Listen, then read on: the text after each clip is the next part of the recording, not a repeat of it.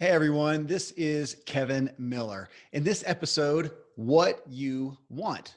We're creatures of want. We speak the language of want, and the marketplace appeals to us from an economy of want. What we have wanted has just shaped our lives, and as a result of where we find ourselves today, for better and worse.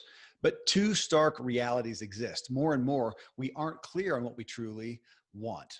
And we actually want less and less, or I could say shallower and shallower. And so together as a culture, we're just settling for less and less and less. True, meaningful wants. The less we have and the less that we pursue, we just sink into numbness and medication and disappointment. And we're seeing that at a cultural level, apathy, despair, depression. So on one hand, we have a reality that wanting bigger things leads to more happiness, but we're also afraid to want much for fear of being disappointed. And so in this episode, I'm going to walk you through how your wants, my wants, have shaped where we all are, for better and worse, again, and why wanting it more is not the solution, but wanting it authentically is. So I'm an admitted fan, an advocate of wanting and desiring things. We are more happy as humans when we're progressing towards anything that we care about.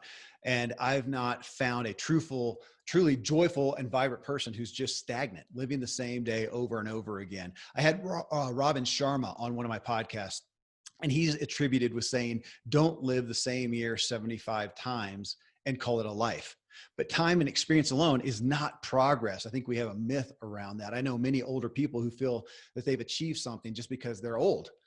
People who haven't made much progress, though, for decades. And sure, they have seen a lot, they can recite a lot, but so could a tree in a city park if it could talk. It doesn't mean it gained anything by what it saw or what it experienced or the time going by.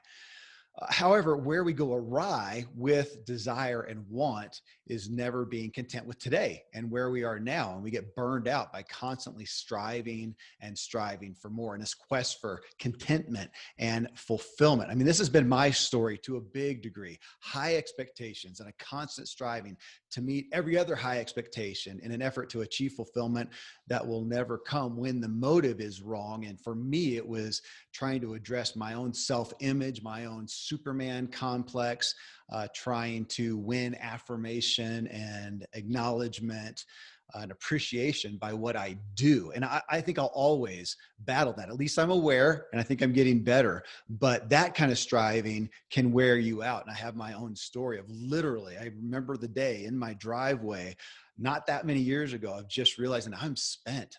I'm done. I had an experience in my office as well, somewhere around the same time, a couple of times of realizing I'm at my end. And I actually pursued some counseling to get through that and to understand where this is coming from, where this hidden drive is coming from. Now, today, I've changed my tune. Again, awareness. I haven't arrived. I don't know if I'll ever arrive, but changed my tune and finding a lot more peace from it. But the tune I'm changing, it's not lowering my expectations. My dear friend, Tom Ziegler, my co-host often every other show on the Ziegler Show, he brought me to the concept of the highest standards, having the highest standards, highest expectations, and the deepest grace. And I've lived most of my life, again, void of the latter. And no matter the level of success, I'm disappointed in myself and I'm disappointed in others. Today, I'm actively pursuing a reality of super high expectations, but supernatural grace. I'm inspired by big goals and hopes and dreams and desires. And I find most people are, if they have the self-image that can handle some disappointment, with grace. I recently talked with Valerie Burton. I had her on, actually it was on the Moda Show. She's a renowned coach, an author of the book, Let Go of the Guilt. And we discussed a chapter in her book titled Happiness is a Risk, Guilt is Safe, because happiness risks disappointment. Well, so does wanting anything of true worth. And we're back to wanting and pursuing and having grace when we don't just easily succeed. It's interesting. My family spent a lot of time on a Native American reservation, and the kids there are used to disappointment. That is their life. Most of them were born into an environment where they were not taken care of. They were taken away from their family or their, birth parents, bio parents, as most of them call them, taken away or given away or, pushed away and raised in foster systems and children's homes and whatever. And they just, nothing stuck. They could count on nothing. They could be sure of nothing. They could expect nothing. And so now, as they've gotten older, that's their armor, I guess, is they just don't attach to anything. You can give them something, you think it's just the best gift ever, and not a whole lot of appreciation or gratitude. And they don't protect it. And if somebody takes it, that's what they expect. And so they don't hold on to anything. And I see here in our, privileged white America, we often, I think we used to take pride in things and we less and less do. And people don't hold on because they don't want disappointment. They don't want to stand up for something. They don't want to hope for something. They don't want to expect anything. And it is not leading to good things. But again, if you can hold that with having grace, if you don't knock it out of the park, and also not having so much disappointment if you try something and it doesn't work. And there's so many books on failure that I think we've almost worn it out, but it's not worn out enough because it's not taking root, apparently. And we have a culture who is not confident enough to try things and to go out and experience things and to see what they're capable of and push to failure. And again, it's pithy, but it's just so true. Because if we don't do that, if we don't have high expectations, if we don't try things, then we just are saying, okay, I'm just going to be less. My gosh, we see little kids and that's all they do is try things and try and fail. And they have, my youngest kids have the best self-image. And I hope I can foster that because they reach this age of accountability where they question themselves and they become self-aware and we start to minimize ourselves. It's so natural, unfortunately. But I do, and I think all of us inherently want to be progressing towards something that we believe in and care about every single day. I can't find much life and joy in lowering expectations, and I don't think most people do. It might be comfortable and safe, but it's not joyful and inspiring and vibrant.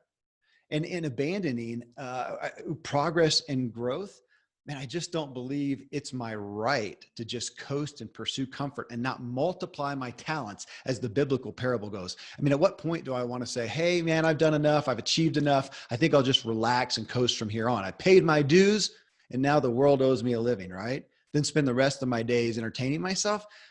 Man, no thanks. How boring and dreadful. I find that most people who are really looking forward to retirement are those who are really not engaged, joyfully heart engaged in meaningful, fulfilling work.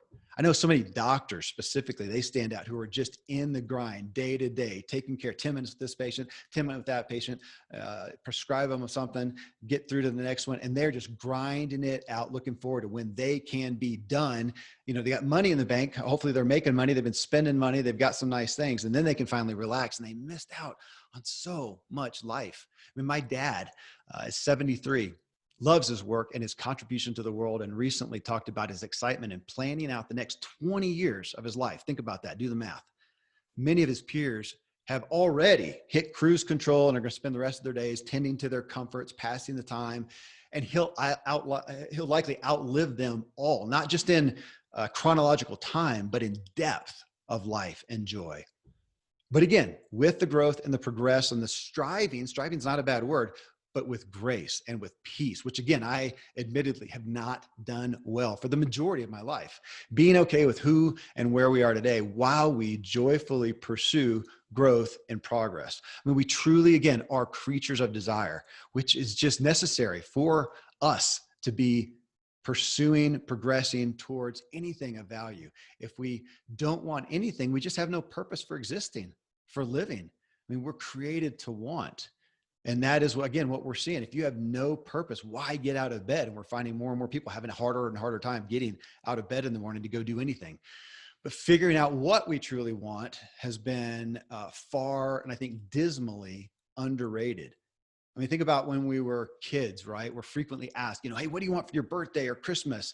And then what do you want to be when you grow up? Those right there, probably generally the only times in our entire life when anyone will ask us what we really want in regards to anything. I mean, after that, we generally just pursue the expected wants of our culture and seldom take even one single minute to ask ourselves what we actually want based on what we personally and authentically value. In a Facebook Live 2 days ago with an audience of over 5.5 million people, there's a guy named Brandon Russell that gave some wisdom. And I pulled it out and I kept repeating it. And he says, purpose births motives. Okay, purpose births motives. When people don't have a true purpose, our motives are given to us, not chosen by us. Just so well said. And regarding wants, most of ours are dictated by the culture, just the expectation. It's the most powerful force in our lives. And for more on that, I encourage you to listen to, it was episode 24 of my True Life podcast, and it's titled Overcoming Cultural Resistance. And it's where we cite the biggest challenge for your health and wellness pursuits is just that, cultural resistance. We don't give it much attention. And in my experience, it is the primary reason we fail in our attempts to do anything outside of the norm. If it was just up to us, we would make the changes, we would do the things, but we have to deal with our friends, our family, our workplace, just the general culture. And none of us really want to, as much as we have this, independent nation, none of it, it's really tiring to go against the flow. It just is. And I say that as somebody who has been labeled, or, a rebel, a pioneer, whatever. I think I used to take pride in that. And now I realize it's a pain in the butt often. It's tiring. Sometimes I just get worn out from it, but I do it because I just look and go, that is not working. The flow, the culture is not working. I'm going to have to swim upstream. So now I don't take so much pride in it, but I realize that health is generally found. Health and wellness, what is best and good and life-giving, is generally not going with the flow. But let's get back to the issue of childhood.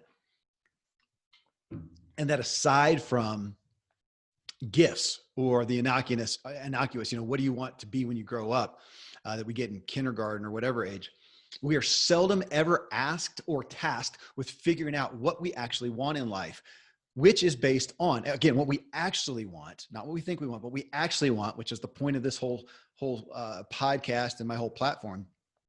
What we actually want is based on what we find that, and we have to find it, what we actually value. And you can have two very similar people with very different values. And I'm not talking about, morals or ethics or things like that, but just, valuing this path in life and somebody else valuing this path in life. My brother, just as an easy example, Jared Angaza is his name. He's my true blood brother, but changed his last name to pursue what he wanted and valued in life. Nothing against the name of Miller that he had at all, but just kind of creating who he wanted to be. Talk about an awesome awareness. Man, he is a part of these space programs. There's global space programs that he is hosting and spearheading right now, works with SpaceX and a bunch of other things. And it's just enamored with space. Well, I wouldn't say that I don't care or I'm not interested. It's just not my focal point. I'm over here really focused on behavioral psychology and behavioral economics. And does he care? Absolutely. But that's not his focus. His focus is space. How cool. He has figured out his values, what they are. I'm going to say, and what they're not. That's kind of hard. That's a big polarization. But say what your primary values are and those that you may value, but it's not the primary ones. Let's just go with primary. Okay. And so have I, and we can come together and talk about our shared things and commiserate on that and then go our different ways, pursuing our different callings, if you would say, but our different priority values at least. But I mean, this understanding what you value and what you ultimately authentically want is a massive endeavor and should get far more attention, I think, and equipping than reading, writing, arithmetic, and a paper degree. I mean, we teach kids what to do and how to do it and send them out without knowing themselves and the desires they are individually designed for and what they really want. And it's tragic. And now we're a world of adults who don't really know what we want. We daily just scamper around towards the desires of our TV channels and the games and the media that's out there. And it's based we kind of end up just following what we think we should want. I mean, as of this writing in 2020, we're in a culture that more and more does not know what it wants. And worse, our wants are getting to be less and less. And as I said, shallower. Instead of wanting to achieve anything or better ourselves or contribute or change the world or just be joyful, we live in the world that we live in, we're content to merely manipulate often a pretend world on a screen via video games or watch pretend depictions of the world on TV shows and movies. And man, that's not, let me just say, I am not against video games. I'm not against screens. I'm not against movies and TV shows. I love a good show. And we have subscriptions to I think we have Disney, we have Netflix, we have Amazon, we have all that stuff so we can access stuff. But I'm looking at how much time do we spend being entertained, being a spectator, if you will, and how much time do we spend in the arena, as the quote goes, actually participating in life and living a life, as Donald Miller would say, living a life that would make a good story. Now, I don't mean that narcissistically, like I want to do something that's just impressive and be, kind of the social media flavor of the day, but living a life that you're proud of, that your family would be proud of, that is worth something, that matters, to the world. I mean, you ask most anyone today under 25, I think, what they want. And you'll likely first get a somewhat shameful response of, I don't know. Ask someone 25 to 45 what they want. You likely get a response of fulfilling a cultural expectation to measure up to the social media posts of status. Ask someone 45 to 50, and I think you'll often get a response of wanting something to address a regret from having lived so long pursuing just the norms of the culture and not really, again, what they want. They're either pursuing that or just in regret for having not done that and now just succumbing to the path that they've gone. I mean, it's so rare to find anyone who is clear on a true, authentic want, where they are in alignment, they're aware of and agree with the motive behind what they want, the reasons for wanting it. This, though, is what I found time and time again, and it's a lot of the reason why I'm standing here with this message now and my podcast. The influencers and leaders, over 150 now. So our primary, you look at the bookshelf behind me, those of you who are watching the video, the over 150 of the people writing those books, the influencers that we let influence us, the leaders that we follow and let lead us, the authorities and experts that we, again, listen to, read, and follow, they became clear on what they wanted and their motives, their reasons for wanting it. And often, maybe more often than not, they found what they wanted was based on a compelling motive. Here's a problem. I am motivated. I have a reason to do this. And this is the vehicle, the fruition of it. And that's then gets labeled as the want. Valerie Burton, who I just mentioned and have coming up. Yeah, she's coming up next in episode 6. She had a motive to achieve great things because at a young age, she realized the privileged life she had in comparison to her parents, and especially her grandparents, who were Black in a segregated culture, who were not treated fairly or afforded much.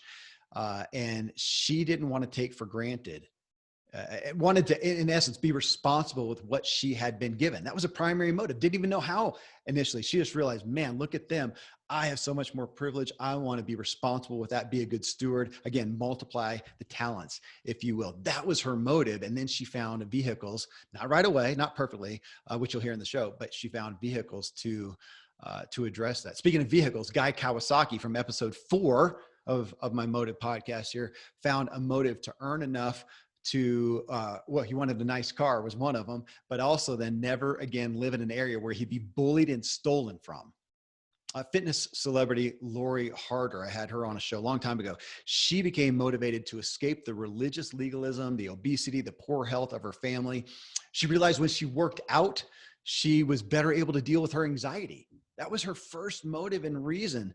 And from it, she pursued things that she authentically wanted and came to great success and joy and peace with knowing what she wants and her motive behind it. So my entire platform of motive came from my own reason at this point now too. I felt discovering what you want and your reason for wanting it and what you value as a primary initiative. That's what I desired for my adult kids. So out of all the stuff that I'm learning, all these people that I'm learning from, I realized, man, I would want for them. What I missed a lot along the ways, I was driven, but I didn't know where I was driving towards, is I said, guys, just pay some attention here and figure out what you want based on your values. The root issue for their own successful and fulfilled lives, I believe, is that out of all I've learned, and again, the exposure to these deep conversations with so many of our world's influencers, influencers for good, I should say, this is what I found at the root as maybe the primary need for personal success and fulfillment is discerning what you want based on what you value, and which we find out by asking ourselves, what's the reason behind that want? In psychology, this is interesting as I take a sip of water. These solo podcasts are hard because I never get a break. But thanks for listening. Psychology puts great emphasis, think about this, on the relevance, you may have heard this, of our earliest memories, excuse me, in regards to understanding who we are and what we want. Okay, so they're saying, go back to your earliest memories. And I question this in all honesty. From my experience in my own life and walking with so many aspiring people, they don't talk about their first memory. They talk about their first want, that's what drove the trajectory of their lives. And what is dangerous here is there are wants that we consciously perceive, and often stronger wants, motives, and drives that are subconscious and hidden to us, which is much of my effort here is for us to become aware of. Maybe not the earliest memory I can drum up is I was around 4 years old playing outside in a downpour with my dad in Kentucky. Against the sidewalk curb, there was a mini river running down the street, you know, when there's a big downpour, and dad was in cutoff jean shorts. And in truth, I think I remember it, but I also found a picture of it once.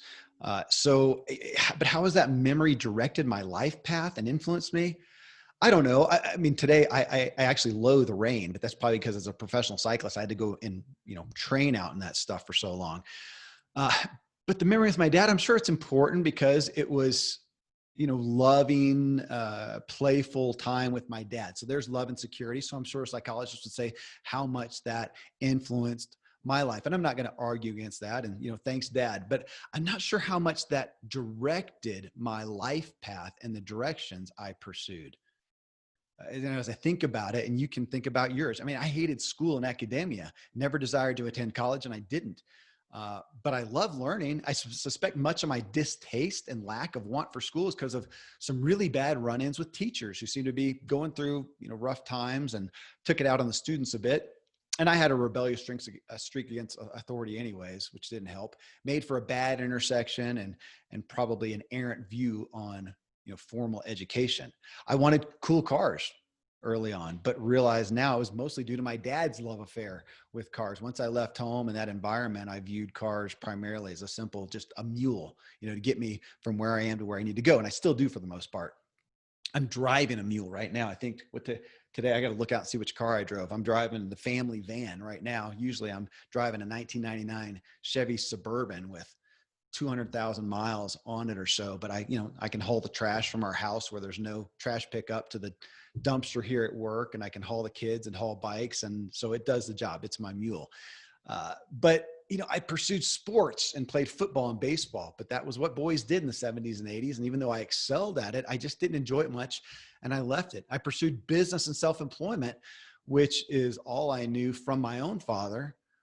Though back to my authority issues, I think also my desire to develop ideas and creativity. I was not well suited to be an employee. So that one did stuck. I think that one was fairly authentic, but I still had a big circumstantial environmental influence on me in that. But when you get down to it, it's a little daunting to wonder what things have we ever actually wanted solely for ourselves outside of an exterior circumstantial exposure, which is a little unfair. I mean, without exposure, obviously we'd never experience anything and never have a chance to discover what we truly want.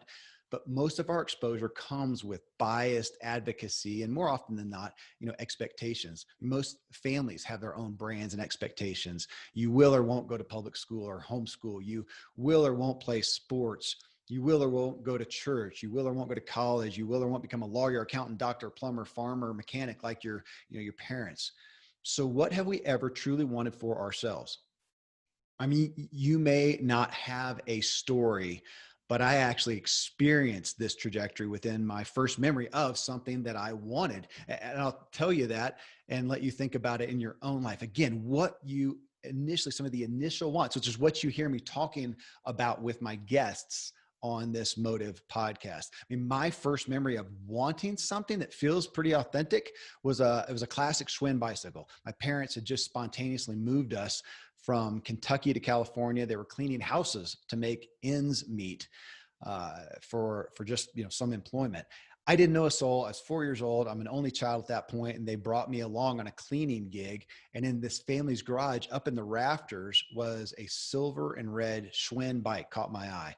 And in my 4-year-old mind, man, that was akin to stumbling on an old Porsche 356 sitting abandoned in some elderly couple's barn by their son who was killed in the war. That's still actually a dream of mine. But what made the bicycle such a prized possession, I don't remember. I don't even remember learning to ride a bike. But I had found this hidden treasure, and it was just this beacon of light to me. A short time later, my 5th birthday arrived, and behind the couch was this large, curiously shaped item covered with a sheet. And I became the proud owner of that beautiful Schwinn bicycle with the seat all the way down. I couldn't touch the ground. I had to have someone help me get up on it. And so I could take off and ride and then catch me when I was done. And man, I mean, just true love was born there. I was the kid with no helmet in the 70s, making ramps with my friends and jumping over ditches or each other. I mean, the bike was just freedom and speed and adventure. My primary desire in life was to get out of school, get done with chores, and get on my bike to ride to friends' houses, make jumps, explore the town I lived in, and more. 5 years after that gift of the Schwinn, they built a BMX track in my town. I began a 6-year stint of BMX racing across the nation. Took second in my first state championship and won every state championship after that. I mean, at my best, I was ranked 19th in the country for my expert age group. And I followed BMX by taking up road cycling at 17. I turned pro at age 22 and raced at the pro and elite level until age 32. And the experiences, the failures, the triumphs, the education resulted in me discovering my core callings, desirings, pursuits, and my wants in life. A desire for freedom and adventure, the achievement of improvement, competition, and adrenaline. Those were true wants. And they still run pure in me today.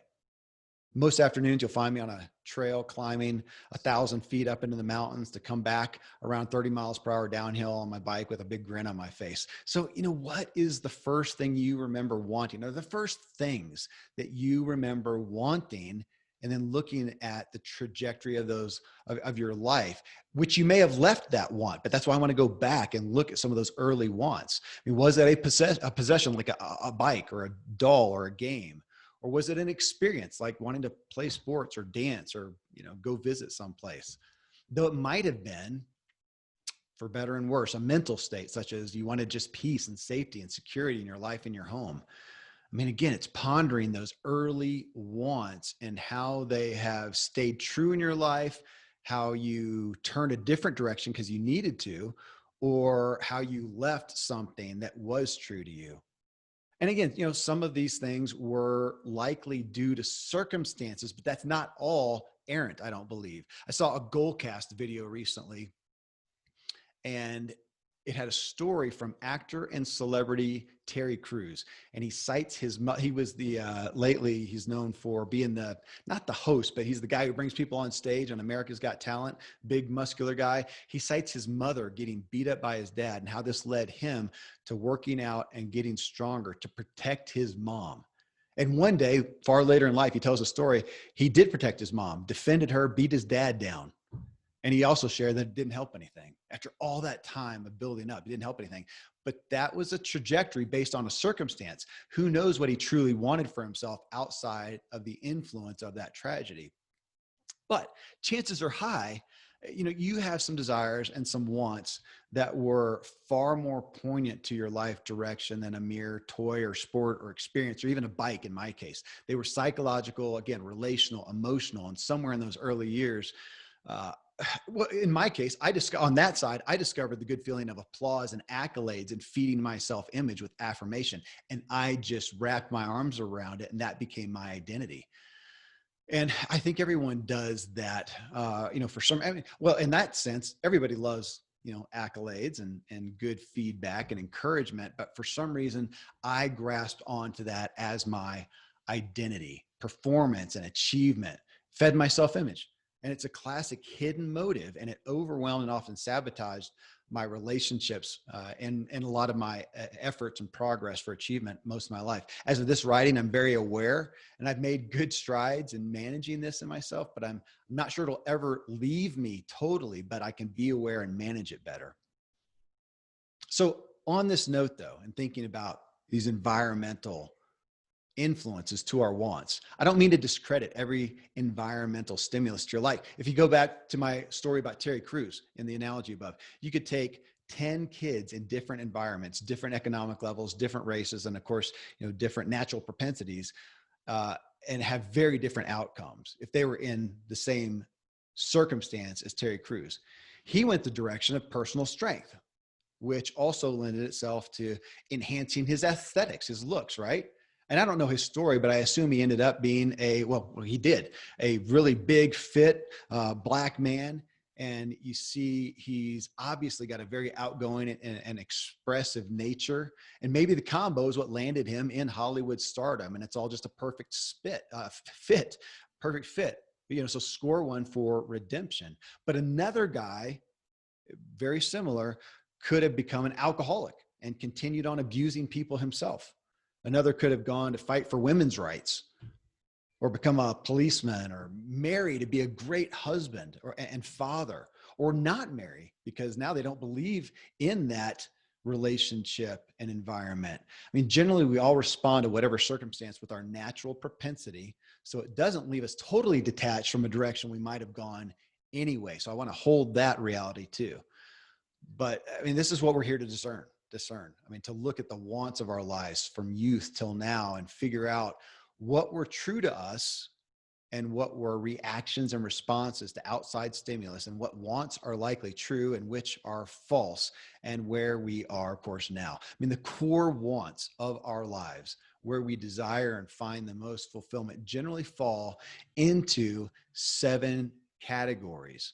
And they're led by cultural norms of the society we reside in, regardless of whether those norms are relevant and true to us. I mean, in truth, a primary reality many of you will discover here shortly is that you don't really know what you want. But coming back, there's 7 categories that we're going to be walking through here in the Motive podcast, and understanding why we want fulfillment, why we generally find values here, and what those areas are, and then again what the motives are behind them.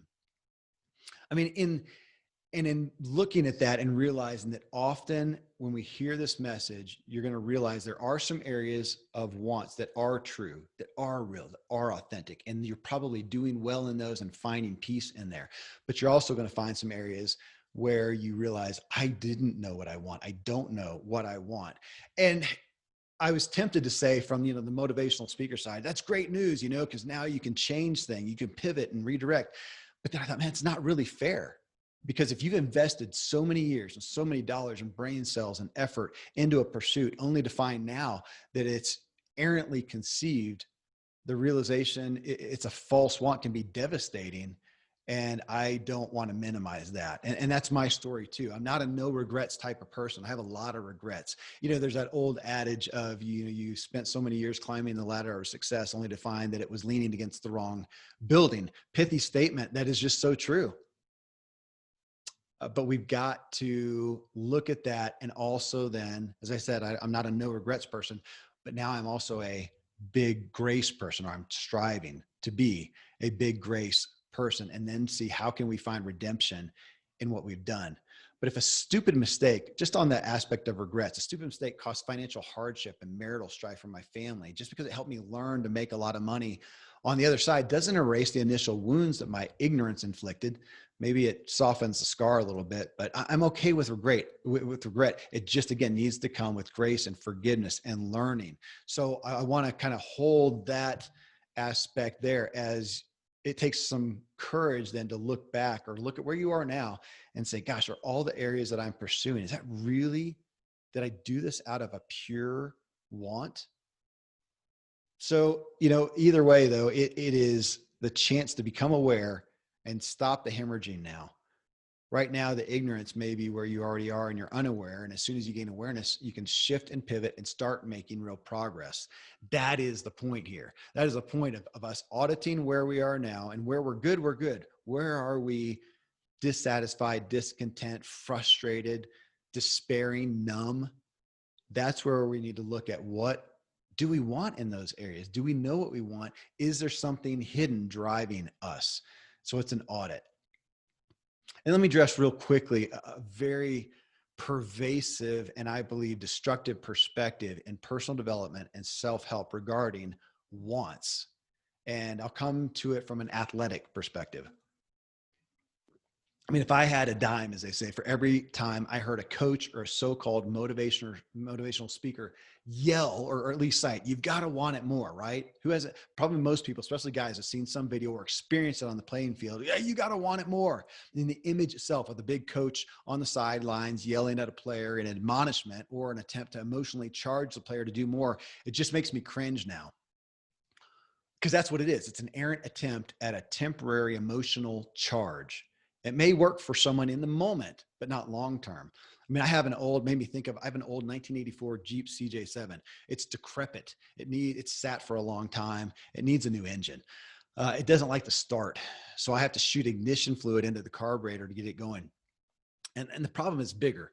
And ignition fluid is just a Band-Aid. So is screaming or entreating someone to want it more. That's like ignition fluids, pushing it into somebody who's not there authentically and naturally. And you may find yourself there too.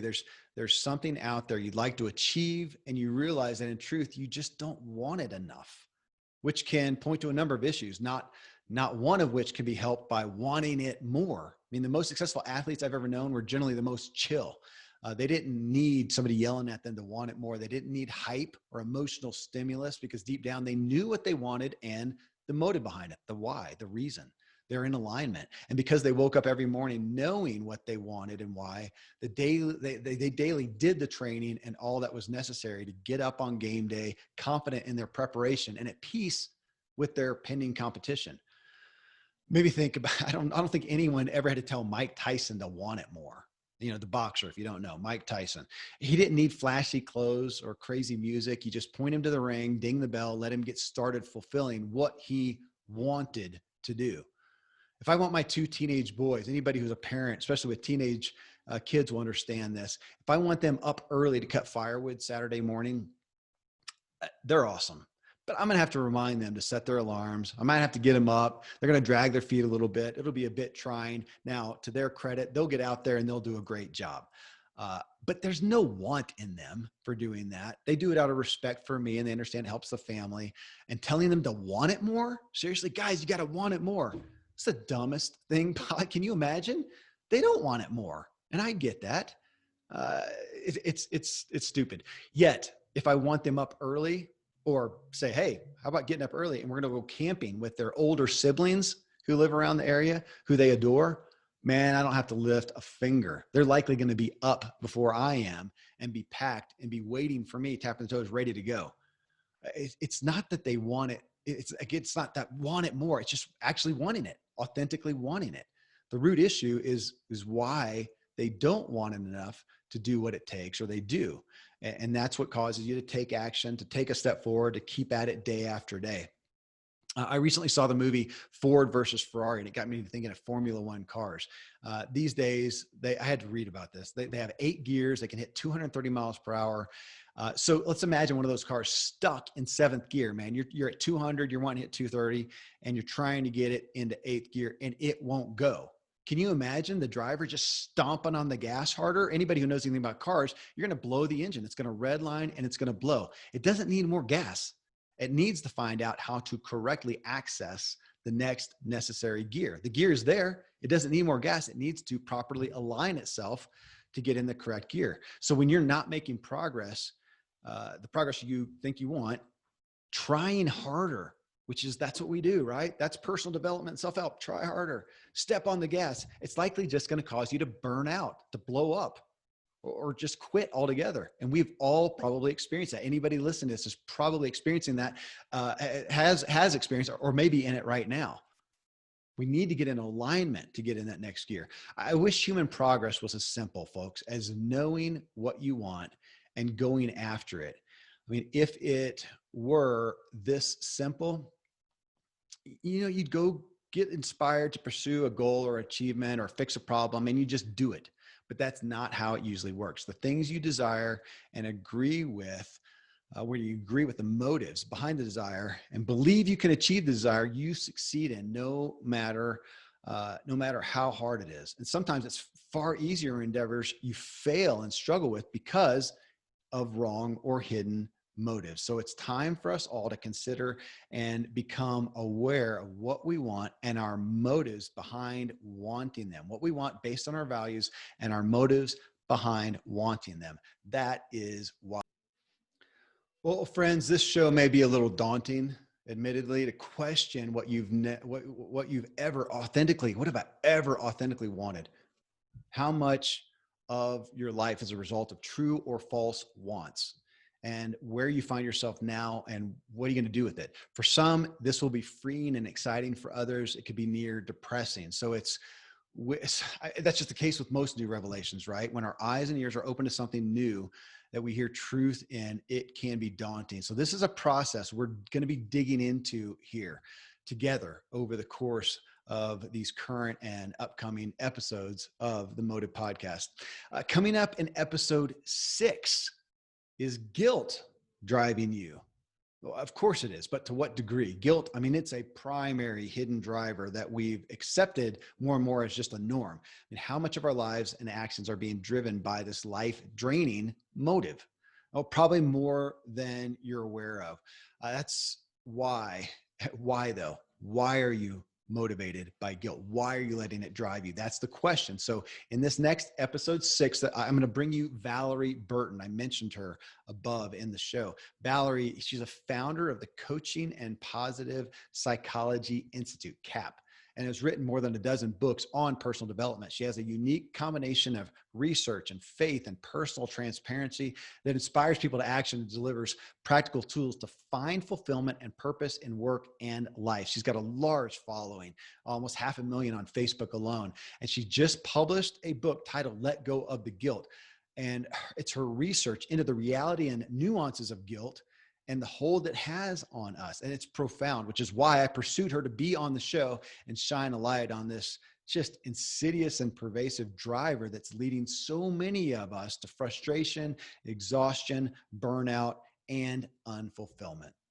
So folks, till then, here's to you getting clear on what you truly want by fully understanding and agreeing with your motives for wanting it.